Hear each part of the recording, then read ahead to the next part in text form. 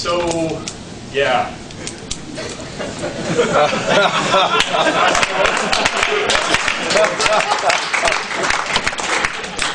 I'm going to have to ask you to write a hardware abstraction layer here because, well, we let a few good people go, and, well, we need to increase our efficiency. So, yeah, I got a memo, and it says you need to, you know, go ahead and make it so that you can change any instrument in your system, and it's magically going to work. So if you could do that, that'd be great.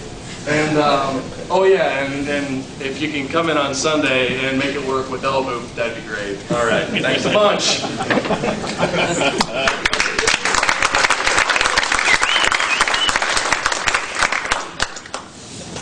So, thank you all for coming here. Thank you for the, thank you, Jeff, for everything. And this amazing new technology. I mean, I can imagine the rest of us are just going to be spending the rest of the time probably trying to install the beta and not paying attention, and that's okay with me. And not me. But my name is Norman Kirchner. I am an RF grunt here at National Instruments, and I do have to do a quick plug.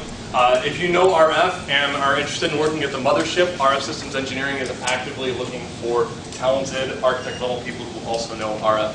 So I just made my paycheck today. Fantastic. So, the title of this presentation is called HALitosis, Quit Writing Hardware Abstraction Layers That Stink.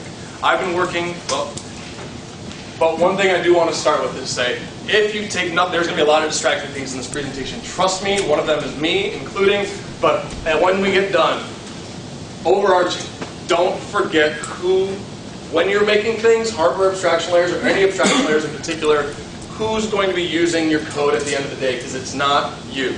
You're smart, you're clever, you're fancy, you can do all sorts of neat stuff, but the user of your implementation is the one who it needs to work best for. And not all power supplies are created equal. Everybody thinks in abstraction layers, well, just remember this, we'll get to it at the end of the presentation soon. So be prepared. This is going to be some good stuff. We're going to be talking about a lot of ideas. I'm going to be trying to get into code as possible. We're going to see how that goes. But it's going to be a lot to take in. I'm going to go fast. You will get lost. It's okay. Be here all week long, and you can ask questions in the forum afterwards. First off, halitosis. For those of you who do not know what halitosis is, it's a condition of having offensive smelling or bad breath, or the result of expecting too much from one layer of abstraction, leading from an incomplete understanding of the technical challenges. Lots of people end up making HALs that stink due to this one problem. So we're going to get into some nomenclature to start off. All right, we're going to start really high level, and we talked about halitosis. Now we're going to say what abstraction is. The process of separating ideas from specific instances of those ideas at work. A light switch in a room is not, it was one type of abstraction, but really, if I flip a light switch and a light over here turns on, or you even see light, you don't even see the light bulb, the wall is abstracting you from the implementation, right? I flipped a switch, you have no idea that there's electricity coming to the house and all this other stuff, that there's piping in the walls and all these other things are happening, but that's an abstraction. That's a very simple idea of an abstraction. In test and measurement automation, I know that not everybody here is test and measurement. Some people are doing controls. The basic idea is the elimination of the amount of work necessary to change a piece of instrumentation or something else in your test system. So the idea is, I'm going to flip it in and it's going to work. Does anybody here has never created a hardware abstraction layer before? Just for a quick straw poll. Anybody? All right, got a couple hecklers. Thank you, fantastic. Everybody here has done this. And my hecklers are present. All right, so, however, and I'm going to read this out loud because it is very verbose and very appropriate. A hardware abstraction layer, software infrastructure framework which allows a manager to say that their organization is increasing their return on investment on software reuse and ends up giving the test software engineer endless headaches and challenges while concurrently making the end test engineer frustrated to no end because they cannot use the instrument like they're used to and have to go through the software engineer every time that there's need to change. So this is, I presented this at the Alliance Day last year, and there was another test leadership forum that was happening, talking about hardware abstraction layers. The guy presenting said, who here at their organization has a hardware abstraction layer at their company? 95% of the people in the room raised their hands. Then he asked a follow-up question. How many people leave your hands raised if you like your hardware abstraction layer? And all but 5 people kept their hands up, and it was a packed room. Think about that. We are making things that people don't like to use, and there's a couple reasons why. So, NIW Alliance Day. This is a great illustration. It was going to be like Christmas. I had this presentation ready to rock and roll. There was going to be examples, and I was going to tell people how it's supposed to be done. A silver bullet. This is your hardware abstraction layer. You need to start with it. It was going to be great. I had the whole presentation mapped out in a mind mapping software that was hosted inside of a browser. It's called Mind42. Every time I wanted to start tossing ideas into the presentation for a year, just kept tossing it into Mind42, Mind42. Come a couple days before the actual NI week where I actually started creating my presentation, the abstraction failed. So yeah. So I had to improvise. But this is a great example of the first law of creating abstractions. All but the most non-trivial of abstractions will eventually fail. Even though the wall is abstracting you from the fact that electricity is flowing through wires going to your light bulb up there, at some point in time, something is probably going, or has the likelihood of going wrong, and will need you to get into the wall to change something. Something that's very interesting, so in test and measurement, what's an example of a leaky abstraction for us as people who are programmers? When the user of the abstraction becomes aware of the implementation. And we're going to go into a couple things. So if you can remember that, this idea of leaking, this idea of I have an implementation and it's not as perfect as it is, so the end user ends up bearing the brunt, or even you as a developer. So let's talk about something that stinks, or what I like to call your HAL may stink if. So we're going to get into some LabVIEW code. So this is a great example of a hardware abstraction layer. So not a full implementation of it, but one individual users. They created a hardware abstraction layer that could abstract away the radios that were being tested. And the first radio had 10 commands, and the second radio had the exact same 10 commands, and the third radio had the exact same 10 commands. And then another radio, the fourth one, came into the group, and it had about 3 more individual commands. Well, then the fifth one came in, and it didn't have those same 3 new commands. It had 3 other ones. And before you know it, you're dealing with all these individual, even though they have no complete relevance to your specific radio. You're not doing P25, you're not doing SyncRs, you're not doing whatever. All those individual things. You are now, or you've been given that information that you're working on a system that can maybe program with everybody else. So that's the end user's implementation. They've got to weed through this entire list of non-relevant commands that go to their radios. And you now as a programmer, guess what you've got on the block diagram?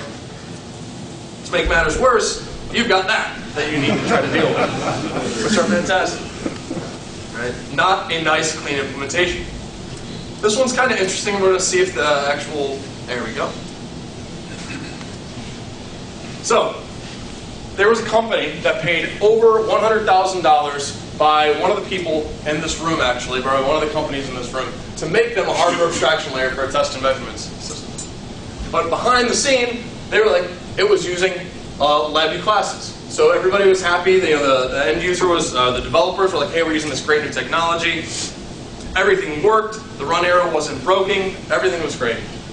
Until the person tried to copy the test system from one station to another station. And it didn't have all the drivers for all the possible instruments installed on the system. Right? And so somewhere behind the scenes, they were handling all these specific different types of classes, and they had a hard-coded class on the block diagram. And basically what ended up happening is this magic mega oscope. Let's see if I can get this open here. This magic mega oscope had this on the block diagram. A .NET ref num that was specifically keyed to an installed version of that. Let's just say it's even an NI instrument. So now you want to use some PXI for the very first time in your organization. But you don't want to install the 5 gigabytes worth of NI RFSA on every single computer, especially if PXI isn't on that station. But now you have intimately linked your hardware abstraction layer and the unique implementation, sorry about that, to the fact that that class itself that's on the block diagram must have all things necessary on the block diagram, or sorry, all components on the system. So pretty much they wasted, because the end user, they gave them a system that was neat, it was cool, it worked, as long as everything was perfectly installed. But it was using one, that was problem number 1. Problem number 2 is that the end users had no idea how to deal with problems with classes in Lab. They were CLDs, they were kind of just getting their way through everything. And so what ended up happening is they're like, well, we moved it to another station. They didn't realize that it was a 5-minute fix, just install the other driver. And they're like, it was too complicated, threw it away, and re-rolled their own, which was much less elegant at the end of the day. Once again, the abstraction leaked through. This one's near and dear to my heart, where basically I've got a function, super cool HAL, and it takes 2 values in. And irrespective of what specific implementation I put in there for the class, it's going to run. Except somebody decided to put another instrument in the test station. And they didn't understand how to make a new class. And the person wasn't given an easy way to create the new class. There were no tools given to them, and they didn't have the knowledge. There was a huge gap left there. And so what did they do? Pardon the zooming in and out here. Come on. They just decided to say, hey, you know what? If I'm using this specific instrument, then go ahead and put a case structure on the block diagram and call that one instead. So instead of taking advantage of the fact that there's classes there, they couldn't handle it and they went from there. Could they have continued to have classes and gone from there? Yes, tools were given to them. Think about the end user. Also, then all of a sudden they start putting inputs only if this specific instrument's being used, take these inputs as well. And so now you've got the class for the specific instrument, Teddy Ruxpin flying around up top, and the other input on there. And it looks very, very confusing. Am I using instrument Yo Gabba Gabba or Teddy Ruxpin? I don't know. It's just on the block diagram, which originally, or on the front panel, and the connector pane, which originally, I just wanted it to be that. This is another one that's particularly challenging. One instrument, you have now created a hardware abstraction layer for one instrument. This is a great quote from Stephen Loftus Mercer in the back. Focus very low. Let's do. One second. I think I can do that. When creating an abstraction, and Stephen, correct me if I'm wrong. When creating an abstraction, knowing one is worse than knowing none if you don't know all. Because you will end up creating an abstraction completely based off the implementation of one of those things, whether it's a radio, an instrument, or a widget. Keep that in mind. Knowing one is worse than knowing none if you don't know all. So in this case, somebody created an abstract call based off of one instrument. This instrument took in values as megahertz and kilohertz to it. But guess what ends up happening? Next thing you know, you get a piece of NI hardware, and we actually use base units for everything. Imagine that. And so I want to put an expected frequency in for, let's say 100 kilohertz. So I want to do 100 kilohertz is what, about 100 millimegahertz? Or let's say I want to do a gigahertz for my frequency offset, because all of a sudden I'm using this great new tool. So what's that? 1 gigakilohertz? I'm going to giga-kill someone if I have to see this on a block diagram. I mean, it's just not nice. Sure, we want to abstract away. We have leaked to the user the fact that one instrument that we started with, that we thought was every instrument was going to conform to, now everybody has to pay the penalty, as opposed to just making it sensible, just make it hertz, hertz, hertz, and now both the implementation and what the user is presented with makes sense.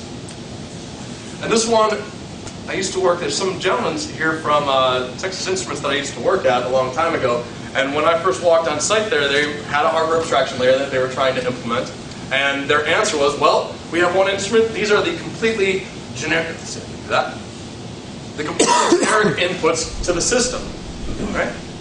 But we want to make something a little bit more unique for those instruments, and those instruments, and those instruments, and those instruments.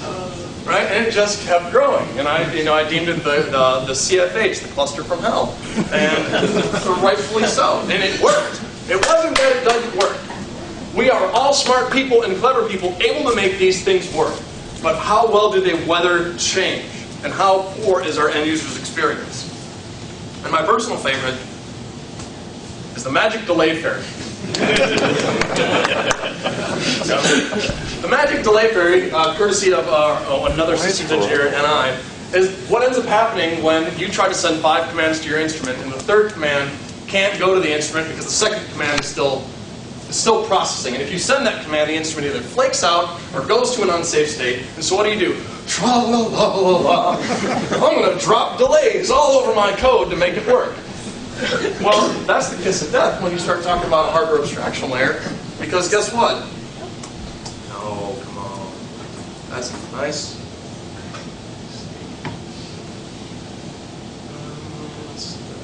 It's going to kill everything and just make me dance around for nothing here. Oh yeah, it's the real deal. Yes.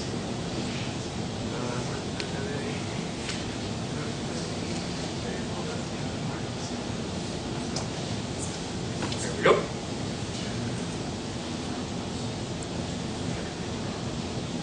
That's the one.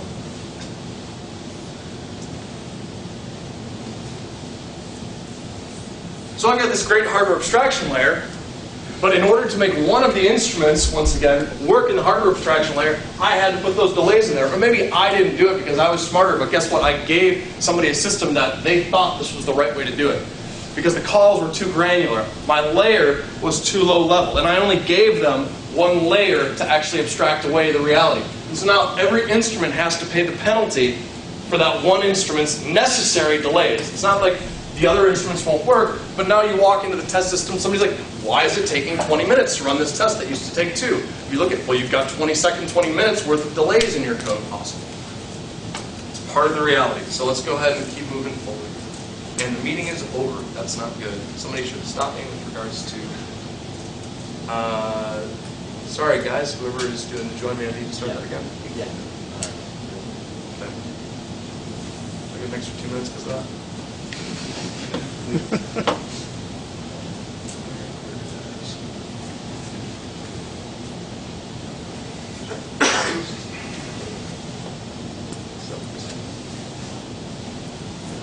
So, as if my Zooms weren't distracting enough.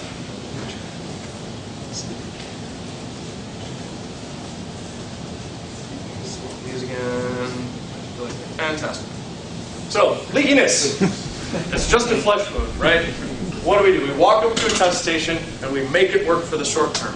And we continue to make it work. Every time a leak shows up in a customer, one of our users, one of our customers has a problem, we just keep plugging it along the way. But really, at some point, it just gets too bad. We can't take it anymore. It's just too hard. And what do we end up doing?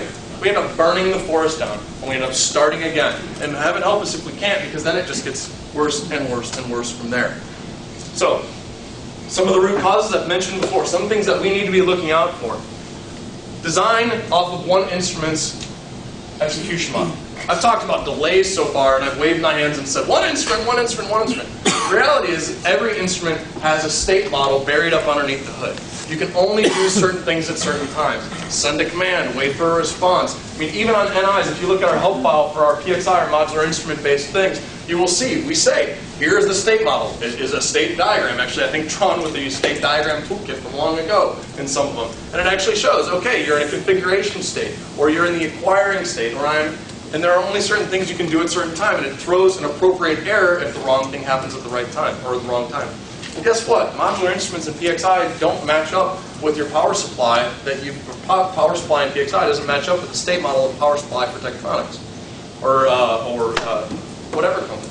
The reality is that even with the same company, with one model revision or even different firmware, sometimes you end up with different state models that happen in between those. It gets very frustrating. So when you start designing one of these things, you need to forget everything that you know about the instrument. You need to, even though you might know the one implementation, you have to think like, I know nothing. Don't give any instrument a free ride, because if you pretend like that one instrument's going to apply to everyone, you're going to end up losing. The other one is, your end user's implementation was not prioritized. Just making it run does not mean that it's done. If you're not letting the user, or giving your end user, who you are not sitting next to 24/7 or every day that you're at work, if you can't give them person-to-person guidance, you're going to start obstructing them with your abstraction. So ask them, what do they need? Be reasonable about their skill level, and don't just say, they just need to learn more.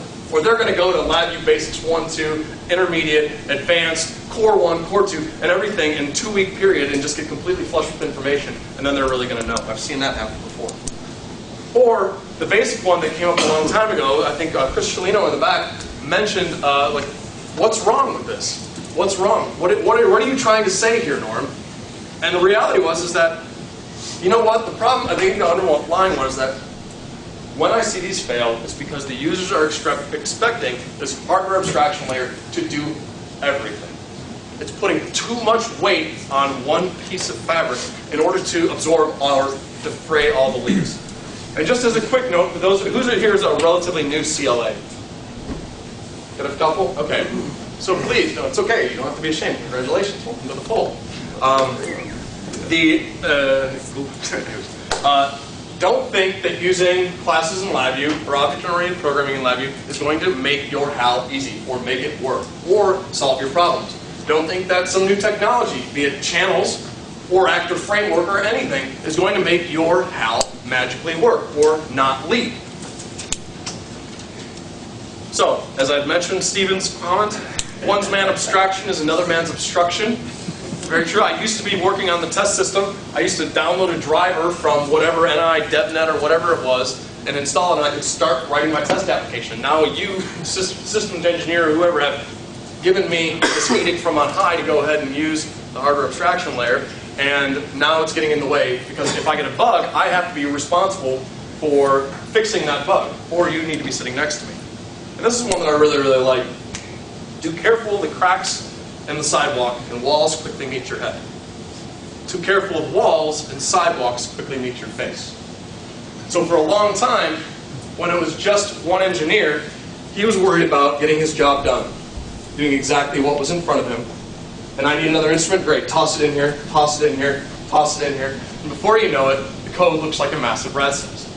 And then all of a sudden, some CLA walks in and says, I can fix all your problems, or a partner, I'm going to make you your hardware abstraction layer. And we're going to look at the long tail and completely forget the fact that there's a guy who can only handle one step in front of him in terms of the coding paradigm. So, we must embrace more layers. Nothing in this world can suffice, really, with just one layer of abstraction. So why, in the code that we are making, should we be thinking that it will as well? It's the reason that things keep falling apart. So you're in a tent. The tent is effectively abstracting you from the fact that it's raining outside. You are dry, outside, it might be raining, it might not be raining, you don't know. But the tent is abstracting that from you. Until it doesn't. I don't know if you can see that, yeah, it worked out pretty well. And it gets patched, right? We're all engineers, we're going to pull out our duct tape and we're going to put that on there and it's going to work. Leaks again, great, we're going to keep patching it. And we're going to keep patching it ad nauseum because we got a large roll of duct tape, and that's the only way that we're trying to patch our abstraction. But how much better would it work if we left one of those leaks in place and we just added another layer of abstraction on top of that? Sure, that one's not perfect. That one might get leaks too. But is it better to keep patching the one that's really not going to hold all the water, or just put another one in place to help them through that? So the reality is that flesh wound ends up turning into, if we're not careful, water main break somewhere in the middle of Florida that sucks a guy into it in the middle of the night. So how does this happen? So we've got this HAL. We just created it. We've used Operator. Oh, it's so cute. No, it looks so. You just spend hours just playing with your own HAL, switching instrument A, instrument B, instrument A. And after a while, somebody says put instrument C in there, and it starts to look a little bit weird. You're like, this doesn't quite look like what I intended it to be. And at the end of the day, all you can do is put some lipstick on your hardware abstraction layer because there's nothing else that you can do. But you've got to keep going, and you just close your eyes and fuck her up. What has happened? You need to face the fact that if you don't do it right, which we are not perfect engineers. I have no solution to this. I've got good ideas. But the reality is if you try to tackle it the same way every time without properly understanding what the technical problems can be, you're building up technical debt. You're taking that credit card and swiping it every time, and you're punting it, you're kicking it down the curb, making somebody else have to deal with it. And in some cases, credit cards can be good, right? We've got to get something done right now. But recognize, don't hide yourself from don't get the bank statement in the mail and instantly put it in your shredder. Recognize the debt that you are building up and build up a tolerance for dealing with that too. So this is from a mitigating hardware obsolescence paper that was written by some people at NI. I think Brian Powell actually took part in this years ago, I think 2010. And they actually highlighted this idea that there's this ASL, this application-specific layer, above what is typically, let's see if I can do this layer right here, which is more about the device-specific, whatever that was. I forgot what that was. wasn't his acronym. Okay, so, but in any case, that's what people typically think of the HAL. And when I see somebody grab this mitigating hardware obsolescence, they implement that DSS piece and completely forget about the fact that there was a layer above it that was supposed to be something a little bit more about do frequency sweep, do limit test, do LED test. Each one of these things are higher level API calls that you need to create above a lower level API that was specific for a class of instrumentation.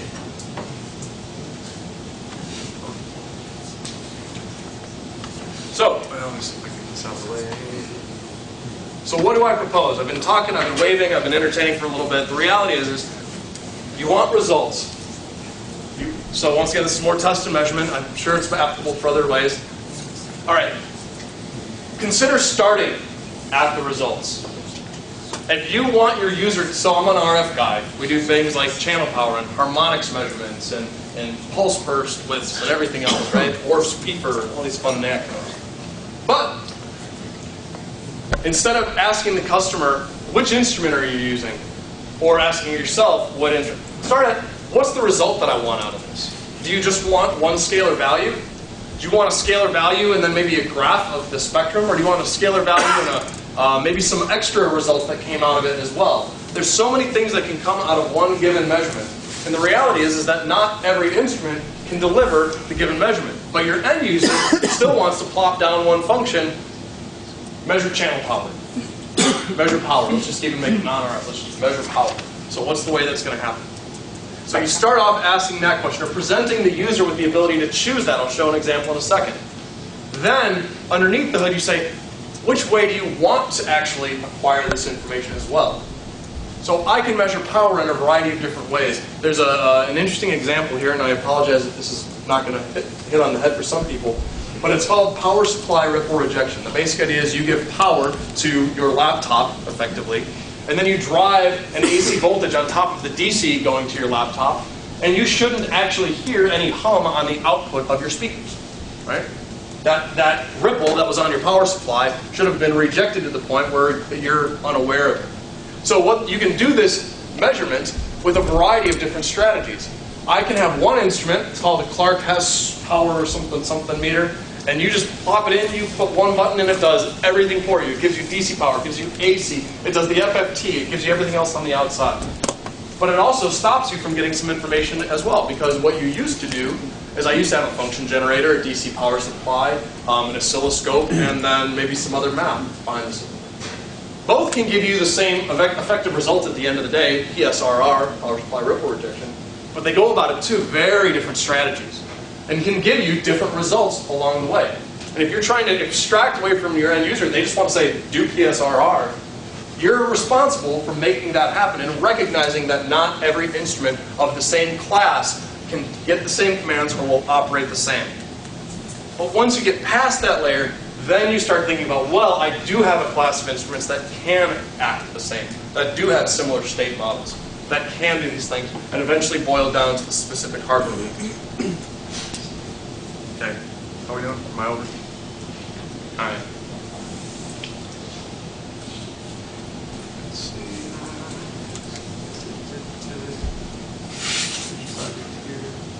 There we go. So we'll let test stand spin up here. Done that already. But the basic idea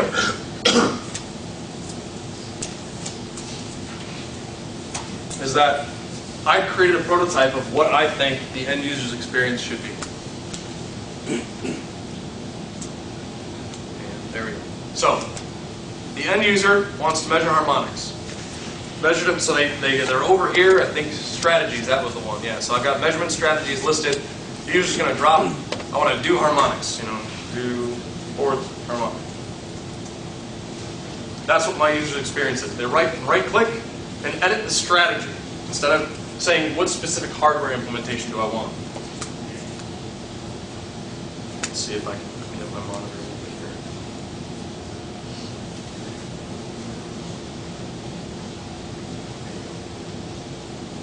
So I'm going to start on the right and go to the left. I realize now that was a poor implementation. But I'm going to start over here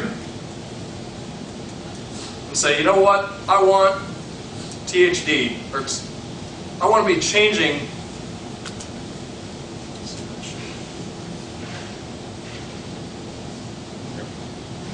so I'm presenting them with a list of potential results that they can get. Really, at the end of the day, everybody wants THD out of this measurement. But based on, if I can do this, actually I don't think I can, so you'll have to forgive me for those of you who can't see. But if you look at the list over here on the right or left, you'll notice that things are changing based on what I've selected. So if I want this specific result with these extended results, and I possibly want my power harmonic trace, because only specific strategies will give specific results, this is a way that I can actually present that to the user. Now the user's life is dedicated to only the results that they want, and then also things that they know about the signal they're about to measure. That's what the center section is. So I suppose we could have flipped this, but the basic idea is this is describing what am I about to measure, what do I know about that. And then you hand that information down to the strategy. So I know the results that I want, that help me filter out what instruments can implement a given strategy, and then I change the values there, and then I choose my specific instrument, and then I can maybe configure the unique parameters for that specific instrument's implementation for the strategy, for the measurement. See that layer that exists in between here? There's the result, and the user goes to the results, the strategy, and then the instrument. So it's more of a strategy implementation layer. Is the way I like to put it. There are a lot of different ways that we can kind of phrase this up. So, it might be normal to have these kind of feelings. Sorry, God. You might be surprised that some of these came along. You're like, you're laughing at everybody else. I'd never put weight statements in my code. And then all of a sudden you're like, ooh, but I use hard-coded classes everywhere. Some of you might realize that you're making all of these problems and you're a little bit ashamed. Don't worry, it's okay, we've all been there. Some of you might be a little bit indignant about the whole situation, saying, who are you to tell me that my HAL's wrong? And then some of you might be realizing that maybe there's a point here. Maybe we need to come at this from a slightly different direction. So I'll reiterate, strategy, strategy, strategy. Come at it from a different point of view. Come at it from a different point of view. Quit thinking that your one-layer HAL is going to fit the bill. Quit trying to tell every instrument, because you're shoehorning, right? Every time I see one of these poorly done HALs, it's because somebody's taken it, and they're like, I'm going to make this instrument fit inside something that it's never really supposed to. So think about it. Come at it from a different strategy. There's the strategy of how you perform the measurement, but there's also your individual strategies as to how you decide to try to implement this too. So there's good news. And not so good news.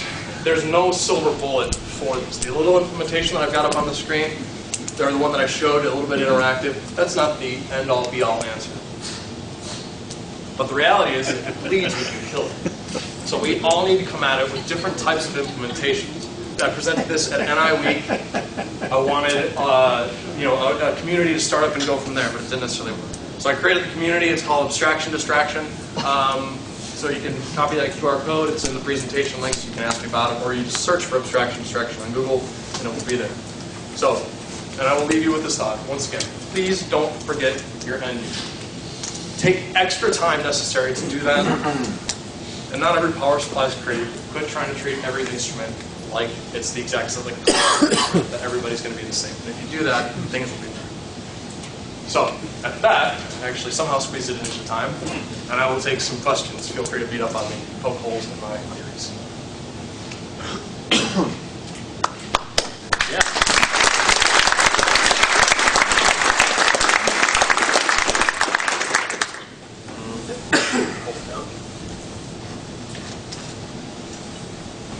All right. I'll just say briefly the summit this year. We're going to have short presentations, all 2 minutes, and then 20 minutes worth of discussion. So we'll have the mic if you would like to ask questions and you don't think you can quite speak loud enough. If we get on a topic that's really exciting and it seems like we're not going to be able to wrap it up quickly enough, what we're going to do is put it on this whiteboard right over here, and then we'll vote for topics that we talked about at the end of the day in the roundtable sessions. So actually, to get started, while we have some questions, could we get somebody on the front be a note taker right here? I think we could start it off with who would like to see Jeff K's implementation of the channels as one roundtable topic. I'd like to see that as a roundtable topic. So we can start that. But Yeah, it is. You need to hold close to your mouth. okay. A little closer. There we go. All the way. So yeah, just if you have questions for Norm, we've got plenty of time for conversation. So Norm, that was the most entertaining justification for why we need measurement abstraction layers, or some other abstraction layers besides HAL. Thank you for that. Go. I want to challenge the statement by you and Stephen about the zero abstraction layers, or zero abstractions are better than one if you don't know them all. And I guess my point is I think you need to start somewhere. Usually I'm starting when I'm adding the second one, but I may not know the entire set. And so I think it's mostly a matter of being open to change the entire API, not try to horn in the second, third instrument into the first API, but just being able to mold the API over time as you learn more about what kind of higher level abstractions you really want. So, surprised, did everybody hear that over in the back corner? Getting pretty close. All right, got nodding. That's fantastic. So, in the statement that Stephen had made that I stole from him, it was knowing like one instrument. So it's not no abstraction is better than one abstraction, but it's when you actually implement that first abstraction, trying to base it based off the knowledge of that given instrument, which I think is kind of going to the heart of what you were saying as well. But the reality is it does happen kind of more organic. Typically it happens organically, where, yeah, you have the one instrument, and then unfortunately there's still not a clean kind of known transition of how do I take a system of software that's already working and then turn it into a hardware abstraction layer. And I think that challenge ends up being is that when you do that, the shortest path to having some kind of abstraction is just wrap every last one of those calls into an abstraction, which unfortunately is not the right way to go. I think our proper recommendation, and it'd be good to see us try to come up with a concise way or a clean recommendation or tools to say, you've got this, here are the steps that you should follow at least. And I think the paper does a decent job, but it's its breadth. So we need something a little bit more digestible to say, I'm going from something that's a simple implementation to that hardware abstraction layer of 2. That one on? So, but yes, I think that that's a very good point. We need to make that transition easier, and we definitely want the abstraction layers along the way. Dave? So to continue your thought. Hold on a second. There's people all the way over there. I can hear you. Battery's on. Oh, battery's out? Get the other mic. Better? Okay, so to continue your thought, with the abstraction layer, you're not just abstracting the calls to the instrument, but you're abstracting the behavior of the instrument. And you touched on it just now, the specific steps that you need to take to get that behavior. And that's, I think, that's one thing that I see missing in a lot of abstraction layers. Absolutely. I think the steps to actually perform those behaviors, and I think it really, Brian's illustration, is again that pretty much all this presentation is about 98% stolen content. I'm shameless about it. It's that right there, that bounded section up there, those higher level calls. And the challenge ends up being is that somebody has to bear the cost of abstracting away that complexity. Somebody's got to put in a drywall.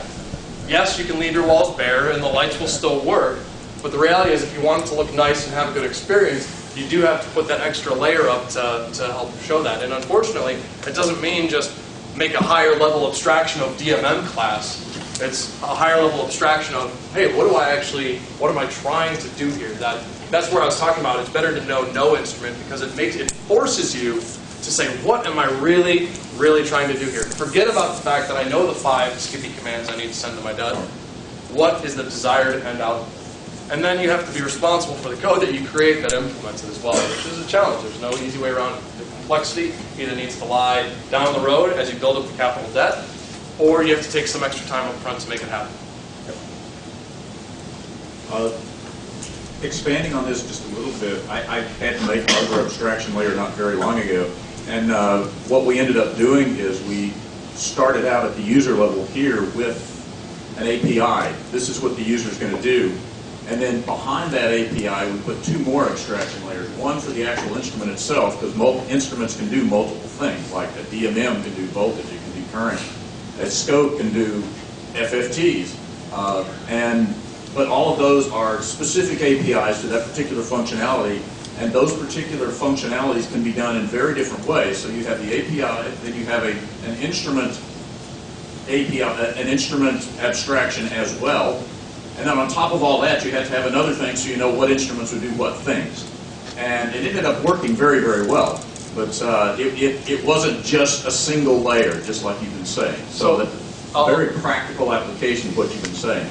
I'll toss that back to you. Users loved it. So the users are loving it right now. The question that I've got is, how complex was that top level code of each one of those individual layers? Did it actually need to be pretty dynamic, or not necessarily dynamic in terms of adding new things in, but I mean, it turns into a Chinese menu at that point, right? Actually, it didn't. It didn't. Okay. No, it didn't. It was the top level code, the instrument code, was very, very simple, because all it did was tie the it's essentially a driver and an API. And the driver is basically your state machine, and that's where all the guts and hard stuff is. The API stuff was actually very simple, and depending on how you created it, you could either set it up so that you never had to touch it again, or you could set it up so that at each instrument you had to do something with it. And either one was fairly simple to update.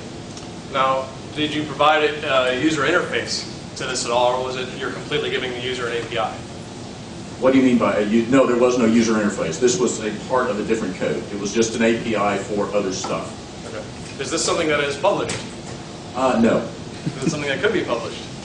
Maybe, since I did it here and I don't belong here anymore. So. Not anymore, so I don't have the code. So I guess as people do ask questions, I think it's good if you say who you are and where you work in general. So Damien Gray, DF Gray on the forums, used to be an NI employee, now working for a 3D printer company, if I'm not mistaken.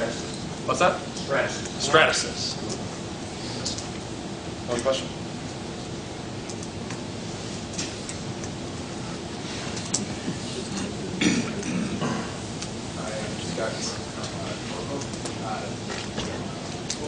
Yeah, you gotta make out. Okay, well, I'll do that.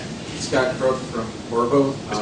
Question that I have, so obviously we all have this problem where a power supply isn't a power supply. Like, for example, look at NI's PPU. That's a 24-channel, 4-quadrant smooth, and a digital I/O. So kind of the question that I have is, given the fact that we all have this problem, one thing that might be a really useful thing that maybe NI could help with is kind of splitting up and saying, well, this is not an implementation of an abstraction layer, but here's kind of the different things that are out here and what makes them different. So maybe there's 4 or 5 different flavors of power supply. But if you're kind of a small shop somewhere or what have you, you kind of are going to know what you have on hand or what you've seen in the past. So you can't really, like you said, you can't know everything that's out there. But if you look at just the experience that's in this room and at NI and at different companies, it's possible that such a list could at least be started, and then people that would want to do these sorts of projects could at least have a better starting point than trying to invent that wheel on their own. I absolutely agree. But no, I think that is very much so. This idea that we as a community have got to start supplying some samples and templates for things that can be digested from people that are just getting started, like a one-man lab or things of that nature. Because really, when it comes down to it, you all have a lot more. I got you in a second. A lot more experience in this than I could have cooked up for this presentation. So yes, I wish that my job was dreaming these up and posting them up online and making them public. So the best that I can do is say that you, or us all, really need to start brainstorming different tracks and strategies of ways of making some of these things happen. And really, let's start with power supply. I think it's a fantastic way to kind of ooch into the whole process. Even if it's not like an implementation, just on the website, here's kind of the different flavors of power supply that's out there, what makes them different. Even just from that, right? That's enough to where people know what they're doing. Different things. Okay. One second. Jim? Yep. So one of the testing. Hold it down until it turns on. 2004. Battery. Oh, red is off. It abstracted you away from the fact that there are batteries inside of it and not having a lot of electricity. Testing. No, we're going to go. Sorry, bad abstraction. So, one feeling that I get from watching the presentation too is that there's a lot of pain involved, and it feels like we're blaming the hardware abstraction layer or abstraction layers in general. It feels to me that a lot of the pain that developers feel is basically the amount of work required to understand what's going on, to do the changes, to visualize the system, when they refactor an abstraction, to propagate those changes down to concrete implementations of the abstraction. And it feels to me that there's a lot that the tooling can do in terms of what features are we using for abstraction, object orientation, what tools are we using to visualize the object orientation of our system, how much work does it take to actually do the changes that are necessary. And it seems like over the years there's been this progression of improvement. We had a lot of pain with the case structure and the enums, right, and switching and statically linking code. That's enough. Testing. Then we had a lot of pain with polymorphic BIs, and then now we're having pain with objects and having pain with active framework, and it's good, but it's pushing the envelope further and further each time the tooling gets better. But then as developers who are creating abstractions and tools and frameworks, we need to know at what point to stop, because like you said, people are going to be inheriting this that aren't going to be at the level of understanding the tools to the degree we are. Yeah, absolutely. No, was that? Oh, that's me. No pain, no gain. Come on. There we go. I found the volume control. Okay. Down. Other. All right, so two more questions. All right. So there is one point that Norm half mentioned that I really want to stress because I watch it pop up when lots of you ask questions on the forums. He mentioned it's the application abstraction layer. And one of the things that happens is you try to build an abstraction layer that you're going to use across all of your projects across your entire company. And the last layer really should be application specific. Like it is used in one project for this one thing that you are building. And it is the API that you are writing to for that particular application. And it, in turn, talks down to something that is your general measurement system, which in turn talks down to your general hardware abstraction layer, which talks to a specific instrument. And if you start building this onion up, you can interject it in different layers, but that topmost layer should be for one abstraction. And you keep trying to drag all of these layers across everything in your thing, and you pile on requirements that your layers need to simplify your requirements list. You need to be able to drop requirements. As long as one thing has to build everything, you're not getting any simpler. Very good. Yeah, actually.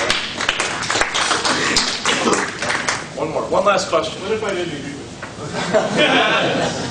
Got it, James? Yeah. So Norm, James Hanna from Freescale. So for a long time, I've had this vision of let's start with the task that we're trying to do. I'm a test and measurement guy, so if all I had was time, I would go take every measurement I could envision that I would ever want to try to make and make a template for it, and then the specific implementation for how you want to put under the template can be your decision. But there's a top-level template for that measurement, and the fundamental algorithm or methodology is the same, and then you can implement your specific details. Yep. No, I think that really does. And so I say starting at the top instead of starting at the bottom is something that should be considered. Yep. No, absolutely. The idea of starting, like I was saying, start at the results. And I think that what you were iterating was a great reiteration of what Stephen had said, is this idea of, hey, I've got, let's make something so that the user at the end of the day can still have complete control. Can have complete control in a manner that they were used to programming in the first place. So that they're still familiar with it, but yeah, it's the challenges that go along with it. I don't know all of this. All right, yeah, let's hear it from Norm again. Thanks.